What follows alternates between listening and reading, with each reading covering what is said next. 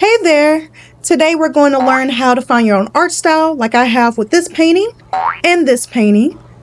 But before we start, we're going to have a little magic intermission. Go ahead and hit that subscribe button and we're going to get straight into the video.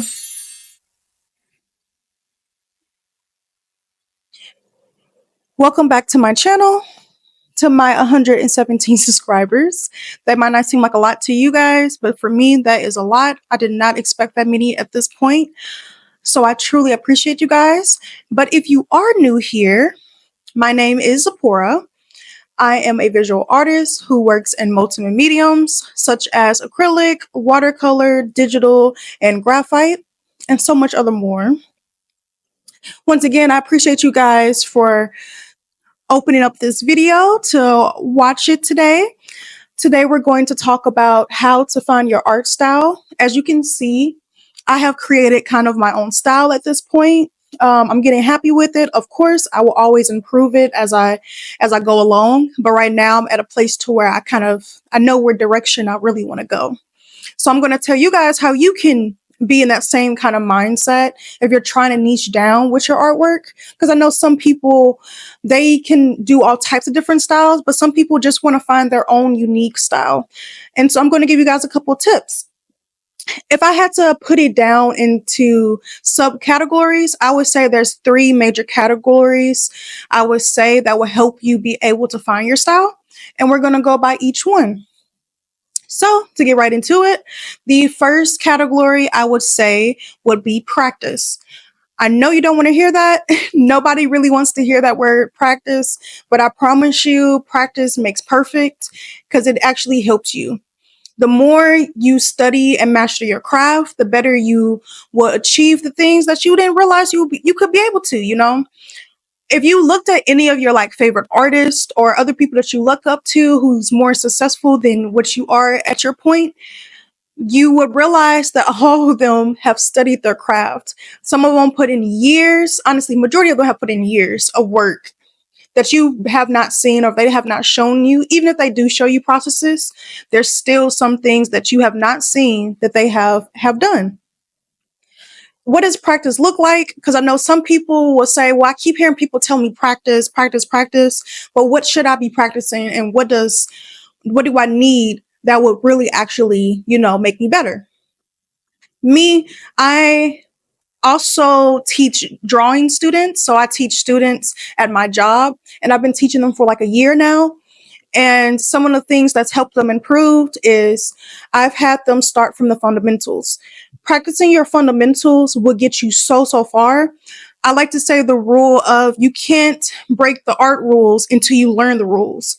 You know, some people even if you look at cartoon artists, yes, they draw in cartoon styles, but professional cartoon artists or cartoonists, they still have the fundamentals of like figures and whatnot and like proportions. Even though they can change things, in a cartoonish way, it still looks more clean and better because they have an understanding of the anatomy of like the figure and the body.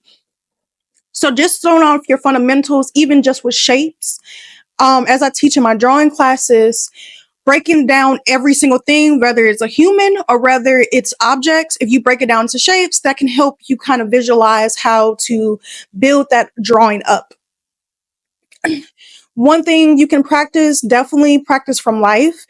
You can practice from pictures. That is totally okay. But I will tell you, just as I told my students, practicing from pictures tends to be easier than actually drawing from life. So I even had them test it out. I had them draw like an object from the paper, like an image, and then I had them draw it from life. And they realized it's harder to draw from life because life, depending on the subject that you're drawing, it can either be moving, the light can change or whatnot, or just trying to draw something that's in a 3D dimensional shape and trying to make it 2D can be very difficult versus when you're drawing something that's already flat, it's easier to replicate that in another 2D flat space. So I say practice from life as much as possible. And I mean, just random objects around your house. You can also draw friends and family. I've even looked into the mirrors, like to just draw myself in a mirror. That's really good practice because you have to look up and down with your paper. And so you have to kind of like get those features and you're practicing while it's moving. And also, if you do draw from pictures, and if you're trying to draw like figure bodies and whatnot, a good website you can get into, one of the websites I've used throughout the years is called Line of Action. That's a really good figure drawing if like for nudes and stuff, especially if you're trying to get certain body types or certain poses. That's really good. One of my OGs things that I use is Pinterest. Pinterest, I would look up just photography images with dynamic poses just to practice different poses of models and whatnot. Because the more you know, the more you practice with things, the better your artwork would be. Another thing you can also practice once again is just asking friends or family to sit just for a couple minutes and you just draw them in gestural drawings. If you do not know what gestural drawings is, we will learn about that in the future. So go ahead and subscribe again to your girl. I will be teaching just different art lingo and just different ways of how to draw, but in a creative, fun way. Just like how I did the intro of this video, I want to make videos that are not only educational, fun, and whatnot, but I want you guys to actually want to be engaging with my videos as well. Next category, I would say that will help you find your style is you need to experiment. So you can argue and say experimenting goes with practice, but that's not always the case because some people just, they just draw and practice things, but they don't go and challenge themselves outside of their boundaries. Like, for instance, believe it or not, even though a lot of the paintings I show now are acrylic paintings, at one point I did not like acrylic painting. I did not like painting in acrylic because I didn't understand the material. And sometimes when you experiment with other materials and sometimes when you don't like them, it's because you don't have a complete understanding of actually how to use them. So when you experiment with them as much as you can, you start developing an understanding of that material and you actually can find out if you like it more than you think you can. Also, another thing with experimenting is just doing things just completely out the ordinary. If it's whether it's a material or rather it's just something you just don't do. For instance, I don't do landscapes, but I've been experimenting with landscapes a little bit more just to change with backgrounds. And another thing, if you're not used to doing backgrounds, because that's something I used to didn't like to do at first. I used to feel like I just needed a solid color or no background at all. But the more I started challenging myself with backgrounds, the more I found out, hey, I think I kind of actually like doing this. So the more you experiment with other things, the more you can actually start developing your own style. Because the whole point of a style is taking different things that you learned that works for you and things that you enjoy. So just because some people might not like it, that doesn't matter. It's what you like when it comes to specific styles and stuff. Unless you're trying to make a style based on a specific audience.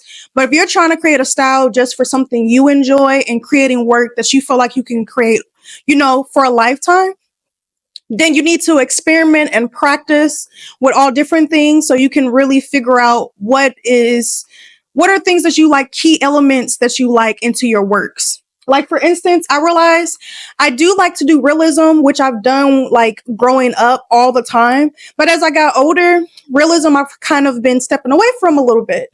So some of my pieces have realism in it and some of it is just flat work because it helps bring out the inner child in me. But it has its own style of a bright, vivid colors the way I wanted to. And I just kind of like a mix of surrealism, just some realism, some flat work, and then some things, but they all tell its own story at the end of the day. And some people like to only do realism. They find they only like to do that. Some people feel like they hate doing realism altogether. You find out what works for you. And you don't listen to nobody else. You listen to like help make your stuff better, but not if they just say, I just hate your style. If someone hates your style, then that's just not for them. And that is totally okay. Also, once again, like I noted, I did not like acrylic painting. Like I told you, I didn't experiment with it as much as I wanted to. But I tell you, the one painting that I did that started it all. I was staying with my brother. I was on a whole mindset of like I just wanted something for a new space when I was manifesting my apartment and whatnot. I said, but if I go into this place, I want it in some of my artwork in it. But I was like, I don't have any really big paintings that I wanted to do. That I had to just put up on the walls and whatnot. So I said I'm going to create my own. But I was like, I didn't want something so that will frustrate me or make me angry as I'm painting, because sometimes that can happen. Sometimes we get so sucked into the details of things, and you can get frustrated if something isn't coming out the way you want to. So I said I wanted something that would look good, but also make me feel good as I'm painting, you know. And her name is Anise. This is a painting I would never probably sell anytime soon, but this is my baby. I love her so much. This is what started the paintings all over.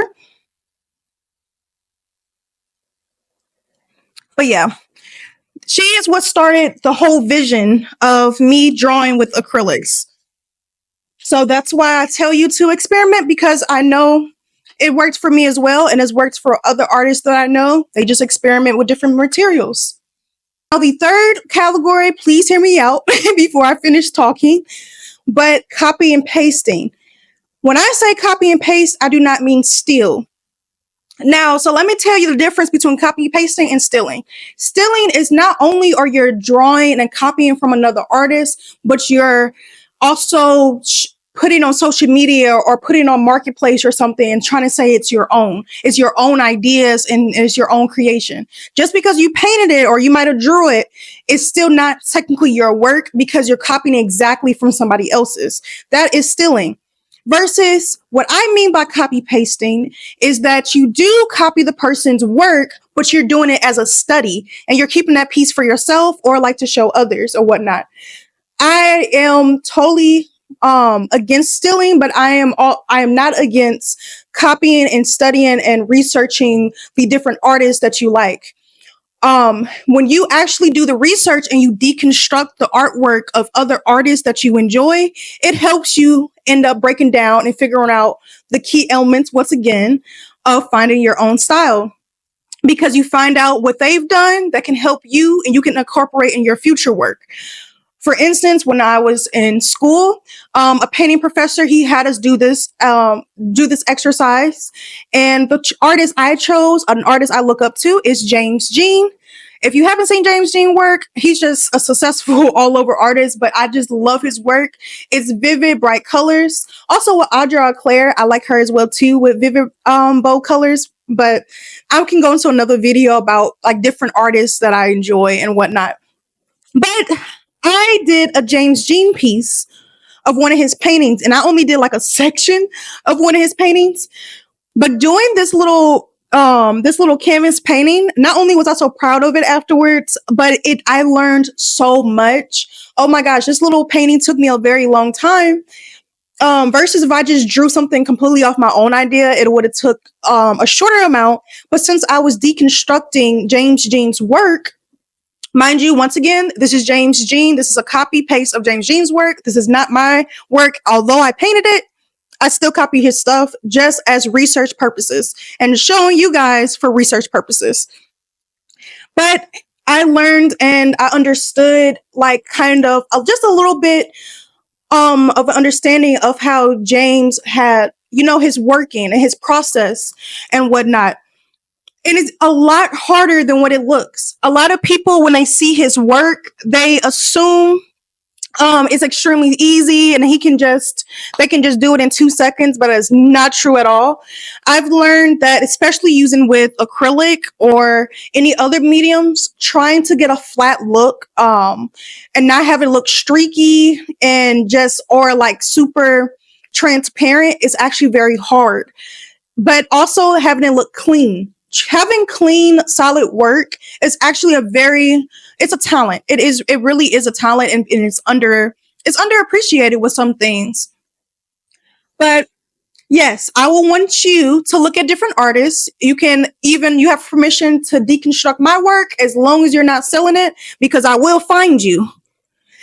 You steal my work, I will find you and I will sue.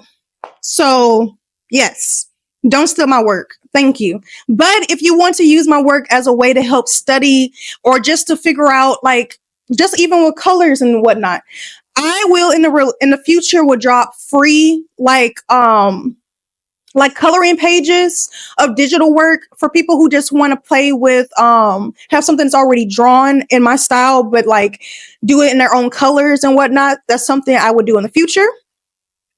But also another thing of copy and pasting, it's extremely beneficial because it also it's another thing of just practice. That's really all it is. So honestly, majority of what's going to help you find a style, majority of it is all the work and the dedication and the practice you're going to put into your craft. And that's with anything. It doesn't matter if you're an artist, a musician, or just any type of other creative. You have to study your craft, and there's no like easy route out to it. You could just like just have acid or whatever, but it's not going to like, you're not going to be in a place that you really really enjoy, because at the end of the day, if you're actually putting your full effort into something. Because even me, I feel like I need to practice more than what I do, and I'm going to start practicing more than what I do, especially since I know I'm going to help teach you guys certain things. So I'm going to have to put even more work than what I already have, and that is perfectly okay, because this is something I am passionate about and something I want to do. And I wouldn't want to teach you guys something or give you guys anything that I wouldn't use myself. But yes, that is the three categories: practice, experimenting, and copy and paste. Those are the three things you need to try to help and find your style. So if you have any other questions or any other things you would like to see in the future videos, please put down in the comments. I will respond to as many comments as I see, which is going to probably be all of them, because I might only just have 2 little comments. But that is okay. I appreciate every single comment I get. Or if you just want to comment just anything that you liked about this video, or if that it was helpful, that would totally help me as well, so I know what information I'm giving to you guys, if I need to leave some things out or add more things in. So I just need to hear you guys' feedback. But be on the lookout. I also do fashion stuff as well. And I'm trying to do everything with creative edits. I'm not trying to be a boring content creator for you guys. I actually want to put all effort into all of my craft, and all my videos. So you can be on my journey, my art journey and my fashion journey, as long as you can see me and watch me improve. So once again, subscribe to your girl. And follow me also on all my other platforms, such as Instagram and TikTok, before it goes away. Or you can also follow me like on Lemon 8, because I've been, testing that out a little bit. But definitely click all them links and subscribe. Thank you for watching, and I'll see you next time.